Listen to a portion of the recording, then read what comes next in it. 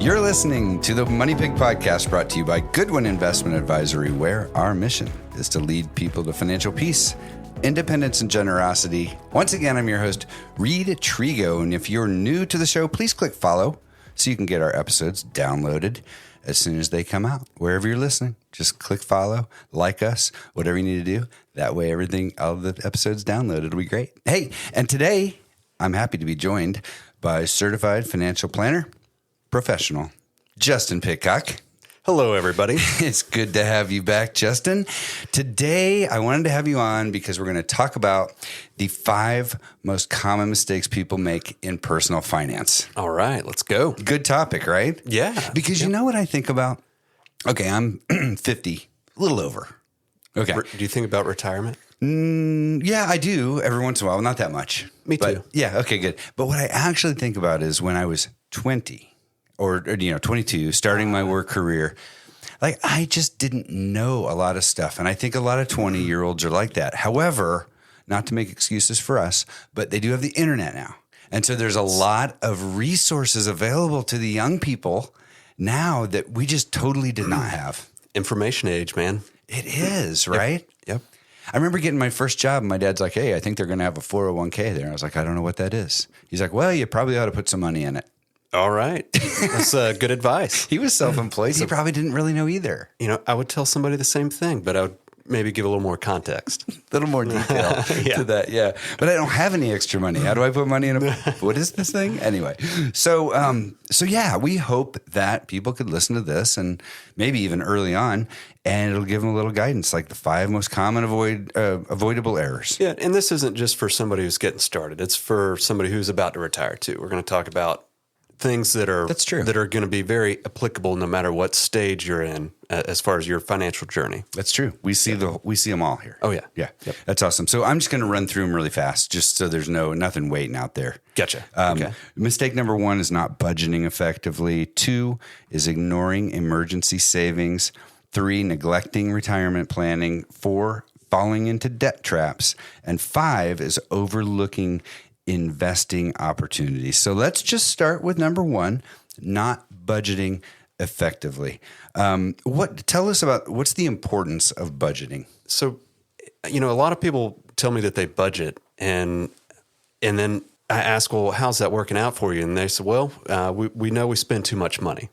And then it's like, all right, well, what if instead of just tracking where your money goes, you tell it where to go? And you have to do that in advance. So the number 1 rule with budgeting is to pay yourself first. So write out whatever your financial goals are. I would say you need to prioritize those because, like you just said, there's normally not enough money to do everything that you want to do. So you've got to prioritize it, focus on the most important thing, and pay towards that goal first before you have the opportunity to let that money go places where you just spend it on Amazon, the grocery store, going out to eat, all that, wherever the other holes in your wallet are. Paying yourself first is going to make sure that you make progress towards your financial goals. That's awesome. And I think about money the way I think about time, and I think about food. And we had a guest on the show, Is that Alicia. 3 times a day or all the time, all the time. But Alicia was on, and she's a YNAB coach, right? Gotcha. You need a budget. We'll talk about that in a second. But we did a great episode with her, and she had taught me something a long time ago. It was really related to the kind of weight and food. Is you can eat anything you want, you just can't eat everything you want. I think about it with money it's too. The same way. You can have anything you want, you just can't have everything you want. That's and right. It's the same thing with time. Yep. You can do anything you want. You just can't do everything you want. Yep. So you got to prioritize that. And that's right. And so my wife and I have 3 different goals that we pay towards every single pay period. As soon as we get paid, we move money to go in those 3 buckets. And then the rest of the money stays in our checking account. If we spend it all, that is perfectly fine because we've paid towards everything that we need to put money towards.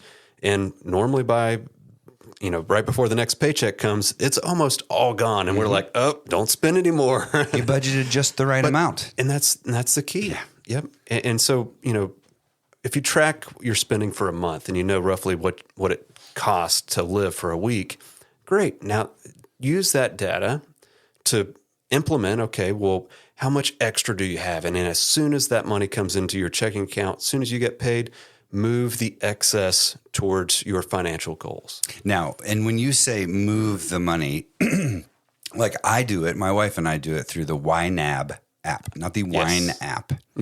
That's a different spending account. Oh, you could invest in wine. I know a couple people that do that. Yes, we do.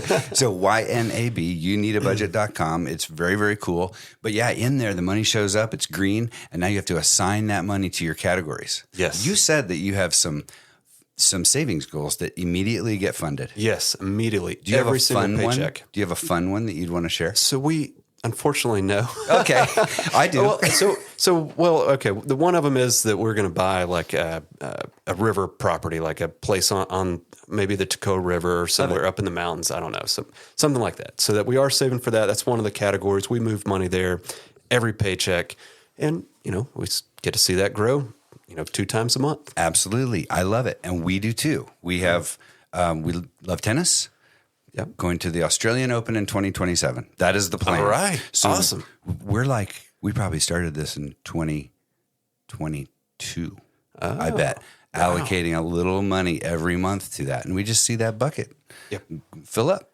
It's really exciting. I guess we do have a fourth category, which is our vacation fund. Yes. And that's, we try to grow that sucker. And every time we go on vacation, that's the bucket we pull from to spend because, we want to, enjoy ourselves to the fullest extent. I love it, right? And I love it. I love allocating the money. I love telling it where to go because we spent years and years and years looking at our bank account or our credit card statement, going, "Oh, well, we spent that much on food last month. Oh, we did that much at restaurants. That much on dry cleaning." This is back when people went to dry cleaners, and whatever these categories were. Well, you're looking backwards. You got to look forward. You got to look forward. And then I don't know about you, but I've met with clients who they have healthy income, not really concerned about whether to turn the thermostat up or down or the air conditioning. They don't pick and choose at the grocery store. They get what they need, right? Get whatever they want. Yeah.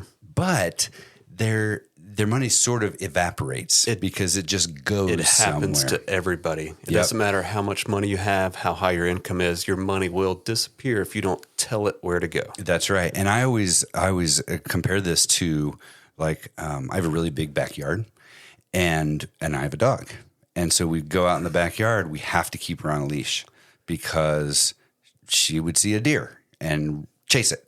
And so you know what we did? We built a fence. We built a fence around our yard. You know what she has now? Freedom within that fence. And that's how I look at budget too. It gives you incredible freedom inside the boundaries you've set for your money. Yep. That's awesome. Thank you. I like that. Okay, number two, people ignore emergency savings. Why are emergency savings accounts so crucial, Justin? I mean, I'll state the obvious here. Okay. When something happens, right? But it's to avoid the debt trap, right? I mean, I've so many friends and clients that, we've been with them on their financial journey. They've got debt free. Next thing you know, they have to buy a new car. Next thing you know, they've got some medical bills they've got to pay off. And they're back in debt again. And those numbers can add up fast. You have 2 or 3 little, somewhat little things happen. Boom, it adds up. You're back in debt. Now it's going to take you a year or 2 to pay that off. So that's what that emergency savings is for. And you want it to be cash because you don't know when this is going to come up. But as just living through life, things always pop up. They do. And you need to be prepared for it. And that's why, listening through Dave Ramsey's advice, you build up that emergency fund to, he says $1,000. Then you work on getting all of your consumer debt paid off. And then you beef up that emergency fund. And we would say the same thing. Yeah. And just those surprises always come up, right? Yep. Here's a quick quiz. I didn't tell you this was coming. New tires. Okay. Emergency, not emergency. Personally, I mean, I would say that's not an emergency. You can plan for it. Your tires are going to wear out and you're going to, need a new set of tires. So start saving for that. Yeah, exactly. Yeah. So, but those are one of the small things that people do get caught up, right? They're like, oh, I need tires, especially when we're young and we're like, oh no, I got to put it on a credit card. No, there's $800 on a credit card. Yes, you've saved money. And I know you might call it the emergency fund, and it's not really an emergency, but that's a reason that you need to be saving this cash. right? That's right. Yep. Yep. That's right. You have sinking funds for auto maintenance and healthcare, doctor's appointments, stuff like that. Okay, beautiful. Yeah, let's go to the strategies for building an emergency fund. So there's a lot of schools of thought out there. Start with an $1,000 emergency fund.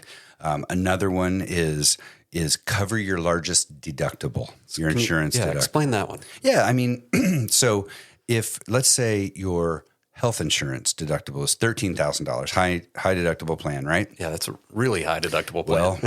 Well, welcome to my world. So that would be a good emergency fund at first, because it's unlikely that my house is going to have an emergency, my car is going to have an emergency, and my health all the same day. Unless you crash your car into your house. Okay, that's the one scenario. Oh, wait, no. Oh, geez, neither one of those sound effects is what I wanted. Yeah, that would be really bad, actually. There we go. But, okay, so it's probably not going to happen. Probably not. But if you have that largest deductible covered, and I even learned like on some homeowners policies, your deductible might be 1.5% of the value of the home. Something like that. 1% of the value of the home. Yeah. That can be a hefty little. That can be a chunk. Yeah. Saying it can. Yep. So it is. That's a pretty good one. So you got $1,000 emergency fund, cover your largest deductible. The other more common thing we hear is 3 to 6 months of expenses. That's pretty good. So like going back to like Dave Ramsey's philosophy, you know, he says that minimum viable like emergency fund before you get debt free is $1,000. And I don't know, maybe with inflation and everything, I might say $2,000 in today's time. I think that's fair. And you know, then you got to get that consumer debt paid off. And if you're just focused on building up your emergency fund higher than that, and we see this too, where folks will have 30 grand in the bank, yet they've got 30 grand in credit card bills. And it's like, what are you doing with this cash? Why are you paying 20% interest or whatever that is on your credit cards? Meanwhile, you've got 30 grand right here you could pay it off with. And if you're trying to get debt free and you've built up so much savings, you're never going to get in this position where you're a little bit uncomfortable. And that's part of the key to good financial habits, is that you've got to have something to motivate you. And that discomfort's a good motivator. So that's why I think Dave Ramsey says have a minimal emergency fund at first, focus on getting debt free. Then you can build that emergency fund up, and that's where that peace of mind number comes in. And for, you know, everybody we talk to, it's kind of a different number, but it's for peace of mind. It's to cover, you know, whatever things come up, whether it's a auto repair, you know, work on the house. It's those things are going to pop up. Absolutely. New tires. Yeah, that's right. Those are not a surprise, Justin. Okay, here's mistake number 3, neglecting retirement planning. What is like a common reason people give you for not saving for long-term retirement? I've heard this a couple times, but it's, you know, don't bother saving while you're young and your income's lower. You'll make more money when you're older and you'll be able to save more. Well, that was terrible advice. and you know, part of, I think, where I've heard that from was from folks who didn't know about the time value of money and how the compounding of interest is very powerful. So I would say you've got to start as early as possible, whether you've got a little income or not. We have, you know, clients that have just been good savers over their lifetime, they did not have big incomes, and they've got over $1 million investments, and it's just because they've had good, healthy financial habits. You know, here's the thing. You said, okay, they don't understand time value of money and compounding. Yep. All true. Mathematically, all 100% true. Yeah. However, all this personal finance stuff is behavioral. Oh, yeah. Right? We have to train ourselves into the right habits early. Some people, like me, can fix it later. I didn't totally mess it up early, but... So an old dog can learn new tricks? Yeah, well, I wasn't that old. Yeah, but it's behavioral. So when we have a little, we learn to manage a little. Yes. And then when there's more, we learn to manage more. Because as you get down the road, success creates complexity. It does. Yeah. Yep. Saw that doing my taxes this year. Not that we're wildly successful, but you might have seen the situation too. So, but thankfully we're set for, we can cover a big tax. SEP or SET? Yeah, we're SEP. Opening up some SEP IRAs this year. Oh, geez. CFP jokes. Here we go. Okay. Very good. So misconceptions about saving for retirement. You talk about something. Go ahead. All right. So we just talked about not starting early because you'll have more means later on. Right. And so because of the time value of money, you've got to start early, and it takes very little if you start early and compound that over, 20, 30 years turns into a lot. But let's say that, you're looking at retirement. It's a few years away, or maybe you're thinking about retiring this year. We hear this a lot where it's like, oh, I can't take any risk with my money because I'm about to retire. And that is completely wrong. That's a terrible way to think about it, because hopefully you'll be around for 30 or more years after you retire. That's a long time frame. And you need to invest such that your investments can outgrow inflation over the next 3 or 4 decades. So I'd say that's another really big misconception. And we have to coach folks who maybe have been late to the game with investing, and they've saved in CDs and stuff. And even for retirement, that's not the place to be. Retirement is a long-term goal, even if you're retired. It's not just a single point in time. It's a whole phase of life. Yeah. And you're talking right now about setting up a retirement plan. Right? Yep. That's right. And we think like there's the vehicles, the 401k, the IRA, the self-employment pension IRA, SEP IRA, all of these kinds of things that are available. But the plan, that starts early on is paying off debt, saving for retirement, funding college. Yep. And then you'd pay extra on your mortgage. And so that brings up another point, is that we'll see folks maybe go wrong where they've got all their consumer debt paid off, and then they start just putting extra money on their mortgage, which I think it's a great idea to have your mortgage paid off, especially before you retire. But to compromise your retirement savings because you're putting everything extra you have on the mortgage I think is a bad idea. There's the compounding value of that money. And yes, the mortgage interest is compounding, but over a long period of time, if you invest that money wisely, you can outgrow that mortgage interest substantially. So you've got to get started, and I would do it in that order of operations. And it helps too that mortgage interest is tax deductible if you itemize at least. That's true. Here we go, Justin, talking about taxes, which you like entirely too much. Okay, mistake number 4: falling into debt traps. So the types of debt traps that people commonly fall into, I think about mortgage, I think about car payments. Yes, buying something that they can't afford. Yep. So one, I think you get to the point where you're able to plan ahead. And we were talking about planning ahead to buy new tires, but planning ahead where you can buy a new vehicle, right? You start saving in advance.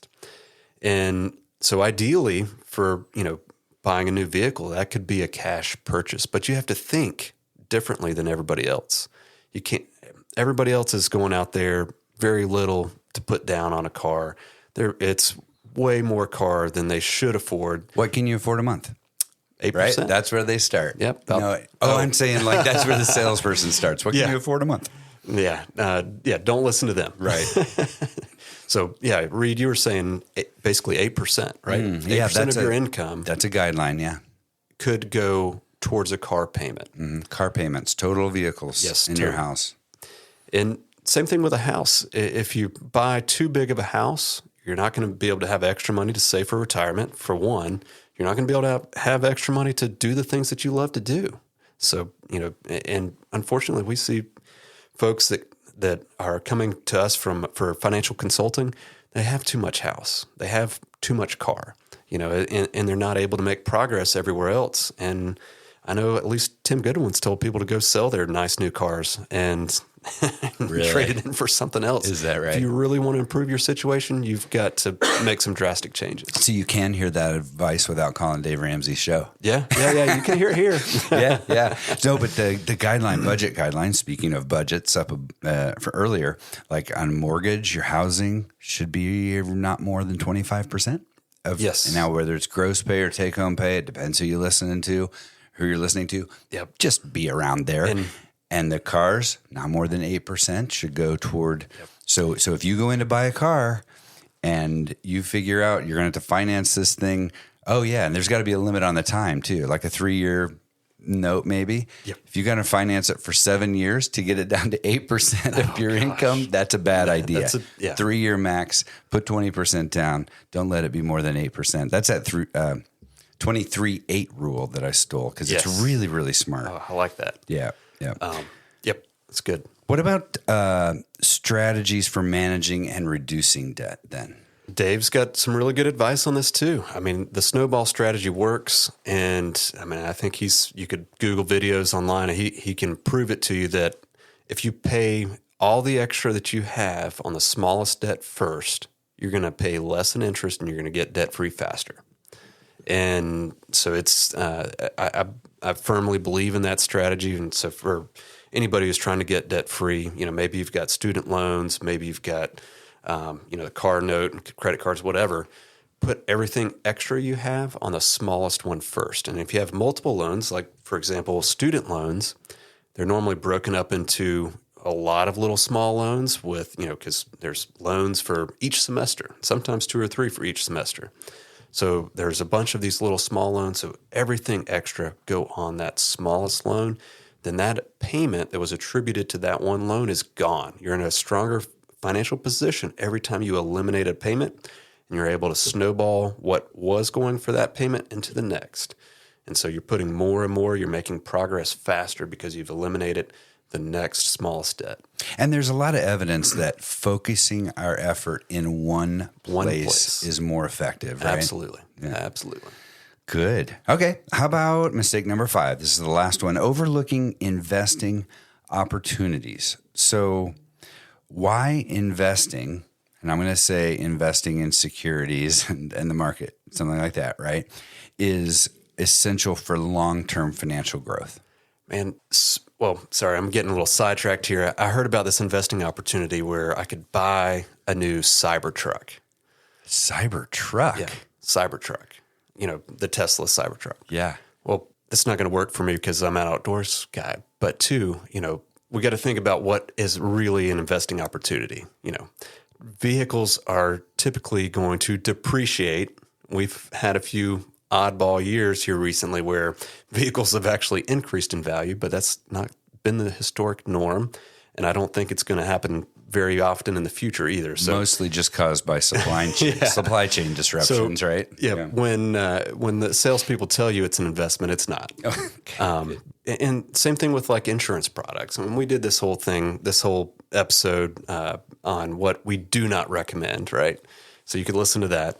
But when you're saving for retirement and you've got, you're young, you've got years to go, not being aggressive enough is a big mistake. You can afford it. You're dollar cost averaging in. You're, contributing every, if you listen to us thus far on this episode, you're contributing every paycheck. That's going to get you in the right place. And then, like we talked about too, if you're about to retire, you can't be all in CDs. You can't be, in the cash trap, and that's what we call it. Because right in today's environment, money market rates are about 5%. CDs are 5%. People are like, well, why should I invest? I'm getting 5% there. Well, guess what? As soon as interest rates decline, the market's going to go higher. The market will go up because when interest rates go down, that's just the way it works. And you're not going to like that 3% money market yield later. You're like the 5 now, but you're not going to like the 3 later. And when you want to change and get into something different, the market's going to be a lot higher. The stock market will be a lot higher. The bond market will be a lot higher. And you will have effectively basically moved all your money out of cash or cash alternatives and bought at the top of the market. So don't fall for the cash trap. Absolutely. And just for compliance, to make compliance happy, that was not a guarantee, but it is historically what we've seen the market do. That's the way it works. The asset prices go up when interest rates go down. Yeah. Yeah. And then, and the other things we do as we go along, like in long-term financial growth, you're making adjustments based on someone's age, their risk tolerance. You're making decisions about distribution rates later on. That's right. And so we see retirees who have done, they've been working their whole life. They've been saving money. They've done a great job. They've got a good nest egg. And when they retire, now they're afraid to spend that money. They feel like it's not enough. And we, as advisors, have to actually encourage folks to spend that money that they've saved. And it's okay to do that. That's why you've worked hard to get to that point. And it may sound funny to those that are trying to save, early in life right now, but it's a real thing that a lot of retirees struggle with, is shifting that mindset from saving to spending.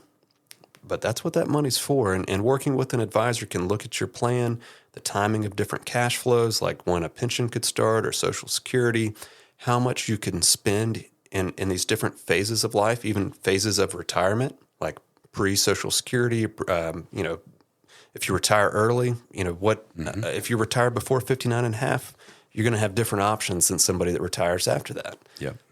And so we'll help folks walk through that and think about a tax efficient strategy so that at each phase of retirement, we're pulling from the right accounts to kind of maximize the longevity of their assets and minimize the tax.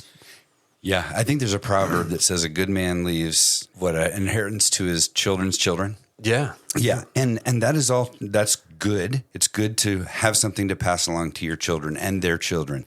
But also, when we've worked really hard our whole lives to earn some money, we worked for it. We get the money working for you, for us, right? Have my money work a little harder than I can now.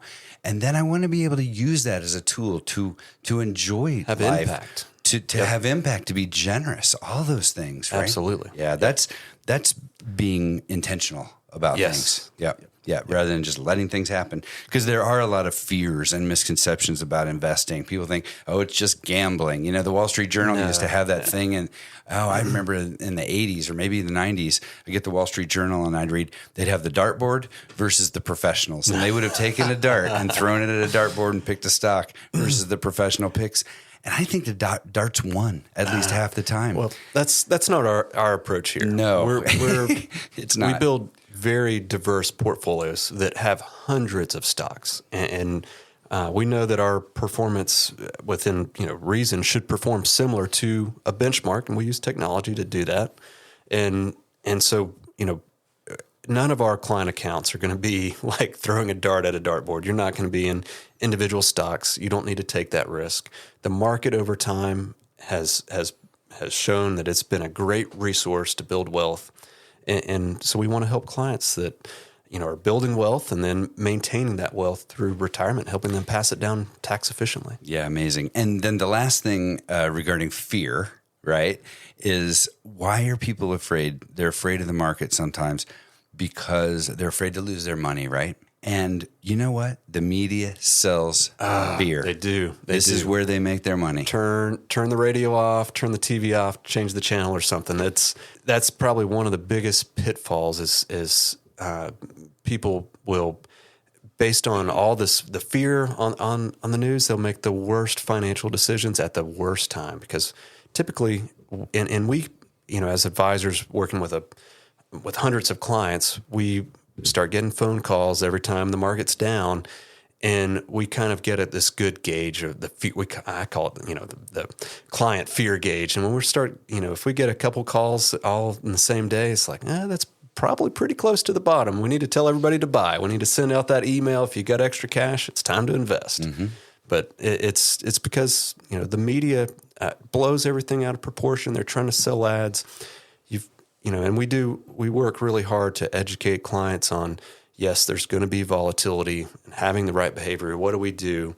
How do we, mitigate things? How's your portfolio built such that it's going to be resilient? And so, between stocks and bonds and, even alternative investments, building that resilience into the portfolio. And we're investing for long-term goals. It's not like we're investing in securities for something that you're going to spend that money on tomorrow. Yeah. It's going to be over years, especially in like retirement.